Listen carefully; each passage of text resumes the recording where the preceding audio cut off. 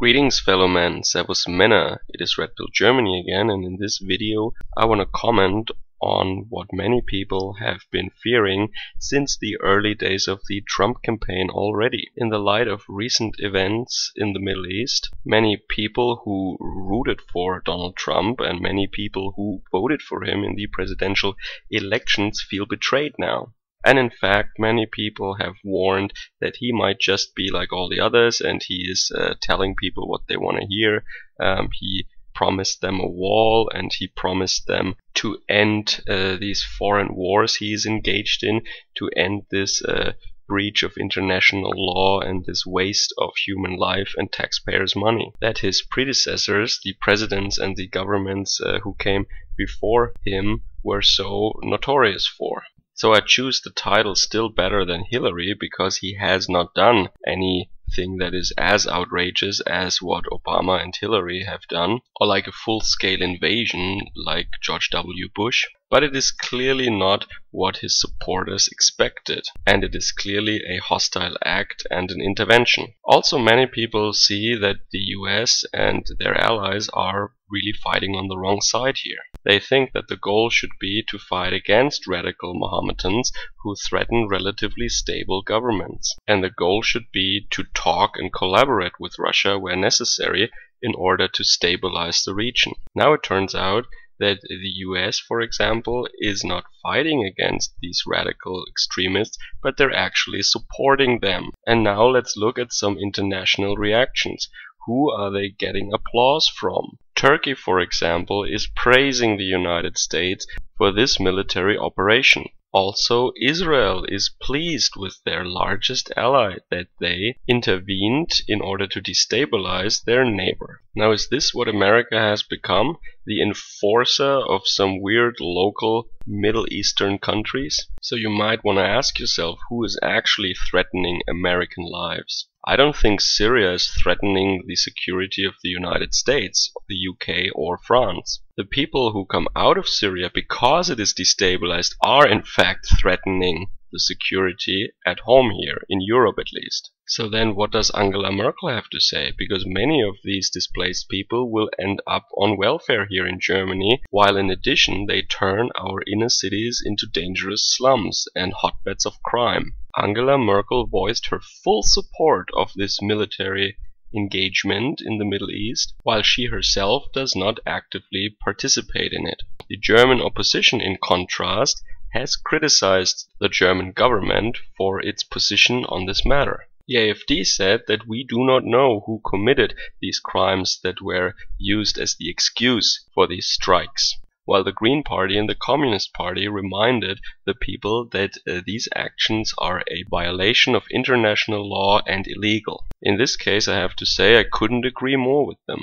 Now, what was really interesting to me in this case was the reaction of the mainstream media and the public. While there were big peace marches and demonstrations and condemnations in all major newspapers in previous times when notorious US presidents with their has-been former colonial power sidekicks were going on adventures. This time they are very tame, or you hear just nothing. My father was in the German army, for example, during the Cold War, and he always tells me how afraid people were when the political situation got more nervous and more tense because there was a confrontation between the Soviet Union and the United States.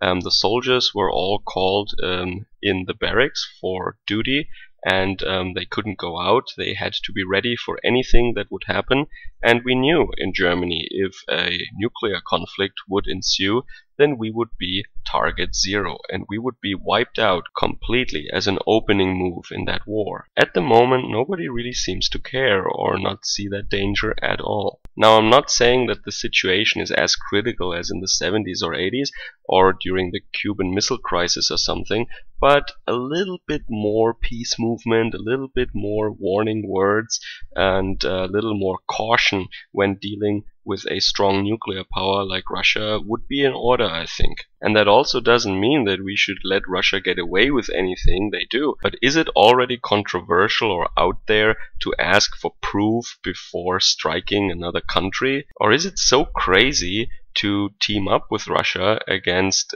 crazy religious fanatics instead of supporting those fanatics, because it has worked so well in the past with the Mujahideen that America supported against the Soviet Union. Now that one really didn't come back to kick America in the ass, right? But this is a general problem lately. People have really short attention spans and they don't know anything about history, even 20th century history. So let's look at many of these military adventures from recent decades and what the excuse was, or what the general narrative was that governments needed in order to sell it somehow to the public. Because the Western public generally doesn't want to go to war. So you always need some grand narrative to sell it to the people. Now when Bush Sr. invaded Kuwait, for example, because Iraq invaded Kuwait, the lie that was used in order to get the public or the international community, so to speak, to agree to that military campaign was a sob story. If memory serves me correctly, it was the daughter of a Kuwaiti ambassador who stepped in front of the camera posing as a nurse from a hospital, telling to the American public that Iraqi soldiers are taking Kuwaiti babies out of the pediatrics ward or just letting them die on the floor or something like that. The whole story was, of course, a complete lie. It never happened. But you poor babies, we have to go to war now. Oh, and then his son, George W., of course, had the brilliant story about weapons of mass destruction in Iraq that were, of course, never really found there. And now they want to use a similar story against Syria. Oh, and if you are attempting regime change in that region, yeah, that works really great. Yeah, just go in there, kill a bunch of people, and then you have democracy. Works every time like a charm. So I think among the globalist elite, there is some sort of a specialization going on, you know, a division of labor. You know, these former colonial powers and the US, they're doing all the bombing, and then all these pussified countries like Germany and Sweden, they can have their people perform slave labor in order to come up with all the taxes that are needed to give all these new infiltrators welfare and houses, and of course also to medicate them and give them psychological assistance with all the trauma they suffered. See, there is a plan for everyone in the great globalist agenda. Everyone's a winner here. No, but now towards the end I want to come full circle and ask the question again, how Donald Trump, who still attacked the globalists during his campaign, became just one of them apparently. Now I really don't want to hear about 4D chess anymore. I think that was overused a little bit. So some people say that he is under pressure domestically and he just had to do something. Also, he didn't really cripple Syria's military.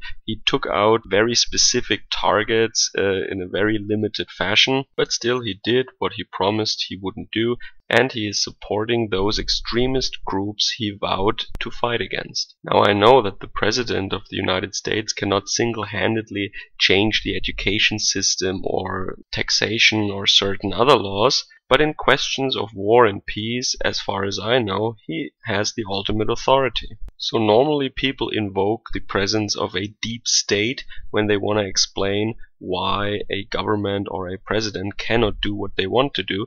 Now the deep state, or the quote-unquote cathedral as it is called by neo-reactionaries, can be seen as a distributed conspiracy, a conspiracy without conspirators. It more or less exists in any country that has strong institutions like courts, education system, academia, mass media, and so on. And in the case of the United States, many people do not call it the cathedral at all, they call it the synagogue. So it is not cloaked figures meeting in a secret underground bunker plotting against their enemies, but it is rather the administration, the media, the political class, and academia. And these people, they stay in power, they stay on their positions in the institutions, no matter what party is in power or who is the president at the moment. Presidents and governments come and go, but these people always stay there.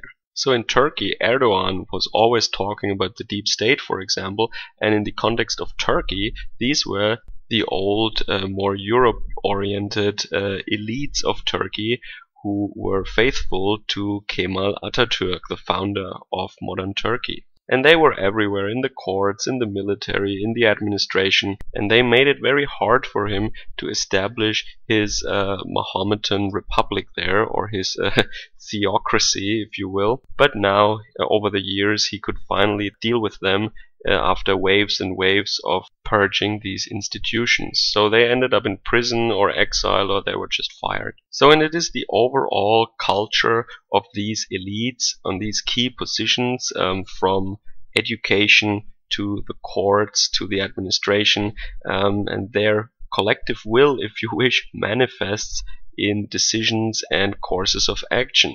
And a president or a chancellor, when they're newly elected and they come in power, they cannot change the whole apparatus with its hundreds of thousands of members overnight, of course. Now, a very entertaining and instructive demonstration of what the deep state or the cathedral actually is and how it works can be seen in the BBC series Yes Minister. It is hilarious, and it is really illustrating these points very well. If you don't know this series already, check it out.